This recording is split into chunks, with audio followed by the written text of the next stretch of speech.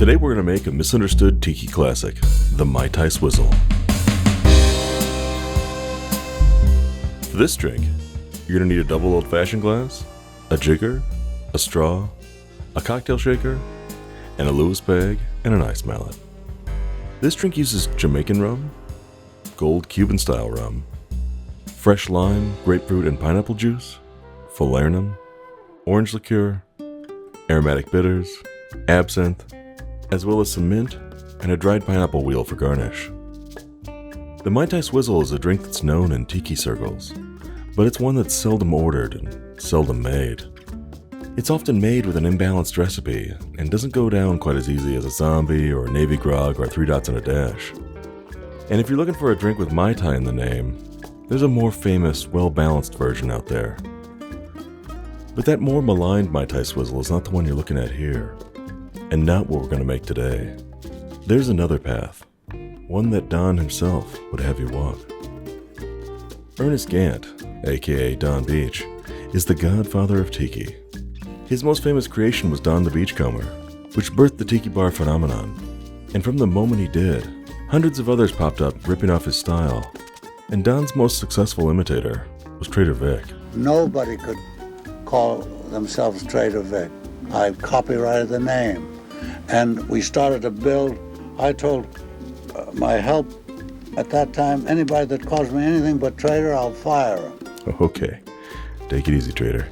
Donn and Vic were the Coke and Pepsi of the tiki world. Each fed off the other and fueled the mid-century tiki craze. Donn the Beachcomber was rumored to have started as a speakeasy in Hollywood, sometime around 1932.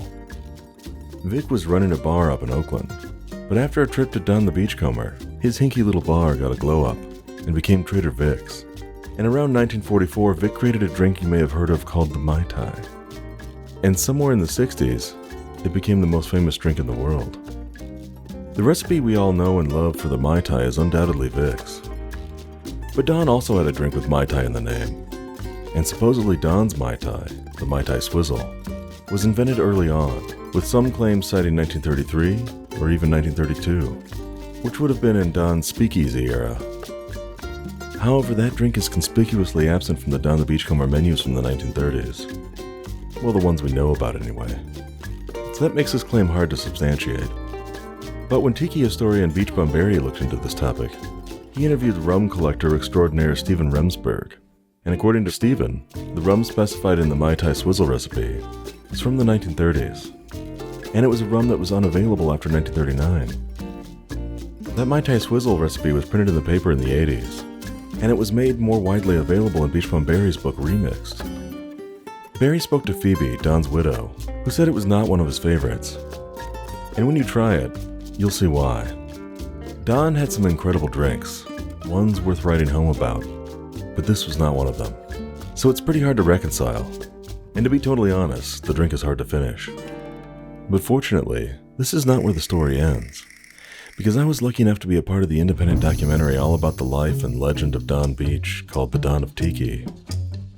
The directors were Maxwell and Alex Lamb, a filmmaking duo who scoured the globe talking to people who could tell Donn's story. Who have you talked to about Donn? Anybody who knew Donn? Yes, actually a lot of people who knew him, including, well, Donn. She was a great delight. Another great delight was Donn's widow, Phoebe Beach. She was interviewed for the film. She also allowed the film to investigate the archive of Donn's belongings. A treasure trove of Donn's personal and business effects, photos and ephemera, all kinds of amazing stuff that was crucial to telling his story. There was actually too much history in there. There were just so many details that made it hard to contain into a single film. Luckily, the archive was curated by researcher and historian Tim Glazner, better known in the tiki world as Swanky. Swanky was an interview subject, a producer on the film, and was writing a biography of Donn, which actually did have the time to go into greater depth on his life. But one of the fun details that didn't make it into the documentary was how infatuated Donn became with fresh pineapple juice. He had a whole plan to popularize these little carts and get people to experience the joys of fresh pineapple juice. He was like a Johnny Pineapple Seed. He was obsessed with this topic. Another fun detail from the archive was that it had Donn's recipe for the Mai Tai Swizzle, which differed from the printed recipe in the newspaper by one key ingredient. You may have guessed, fresh pineapple juice. In fact, he had several recipes listed for the Mai Tai Swizzle, or sometimes just called the Mai Tai, but they all had pineapple juice. And save for that one important detail, the recipe in the newspaper was the same in every way. But when you made the Mai Tai Swizzle with this recipe, using fresh pineapple juice, all of a sudden it makes sense. The balance of sweet and sour and tart all comes together. Without the pineapple, it's just way too tart. Before stumbling across this, I would try to make it work by toning down the grapefruit or upping the falernum, but that would just throw other components out of whack, and it would certainly trample over the complexity and the depth. But using pineapple really ties the room together. Now, even with this missing ingredient, it probably still holds true that it was not one of his favorites, or one of his best. But with a resume that includes the zombie and the missionary's downfall, that's a pretty high bar to clear. Donn definitely invented a drink with the words Mai Tai in it. It's just not the one you think of when you hear the word Mai Tai. But he claimed the Mai Tai as his own until the day he died. Altogether, I've created some 64 different rum drinks, including the Mai Tai, which is quite popular now. Who knows if Vic saw that name on Donn's bar and repurposed it to make his own version. Mai Tai is an actual word, and it's cropped up in popular culture, like in 1932's Bird of Paradise. Mai Tai.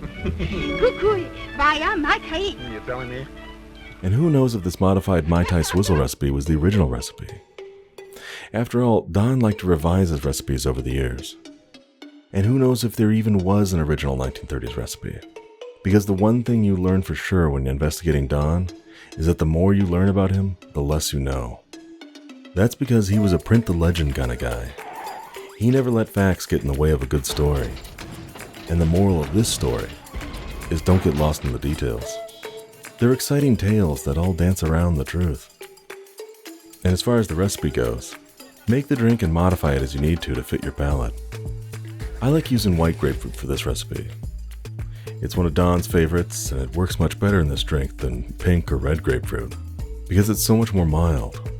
However, white grapefruit can be hard to come by. Your best bet is to try and find them at a farmer's market, but if you can't find it, pink will do in a pinch. And if you are using pink grapefruit, probably want to dial that measurement down to 3/4 to match the lime. So 3/4 grapefruit, 3/4 lime. Either way, the key is to juice it fresh, because after a couple days it develops a bitterness that overwhelms the drink.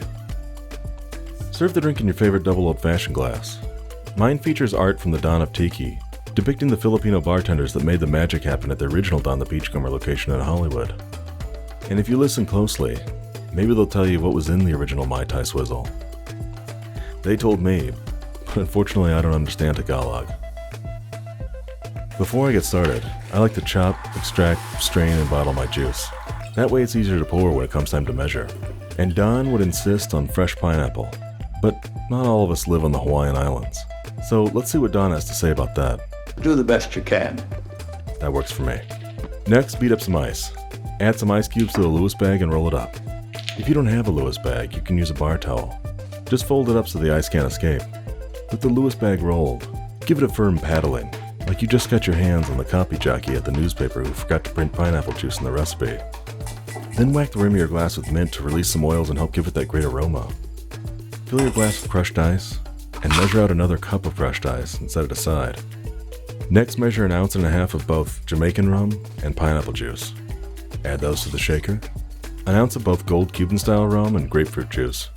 Add those to the shaker. Pour 3/4 ounce of lime juice. Add that to the shaker. 1/2 ounce of orange liqueur. Add that to the shaker. 1/4 ounce of falernum. Add that to the shaker. Then hit it with 3 or 4 generous dashes of aromatic bitters, and 2 or 3 generous dashes of absinthe. Then toss your lime shell into the shaker because, as Donn points out, the oil from the lime hull adds a measure of smoothness. Add ice, pop on the top, and give it a good shake to chill it down and give it some dilution. Then pour it unstrained into your double old-fashioned glass. Finally, work in your garnish and your straw. It's important to put the straw in the forest of mint. That way you get a big minty aroma when you go to sip the drink. And there it is. The long-lost recipe. The Mai Tai Swizzle. A Kole Maluna. Believe it or not, the feature-length documentary The Donn of Tiki is finally coming out. The movie chronicles Donn's incredible life, his bars, his loves, and his adventures. Donn even tells part of his story, but it was just an audio recording, so he was brought to life with some incredible animation. The movie comes out on August 21st. If you pre-order it between now and then, you'll get it at a discounted price. And you'll get some bonus material, including the deleted scene of Trader Vic, which you saw some clips of in this video. But the most important reason to pre-order the movie is that it really helps us out. It helps it get discovered by a wider audience. There's a link here and in the description below, but you'll find all of that and the latest info, as well as some cool merch like this Mai Tai glass at thedonoftiki.com. Thanks for watching.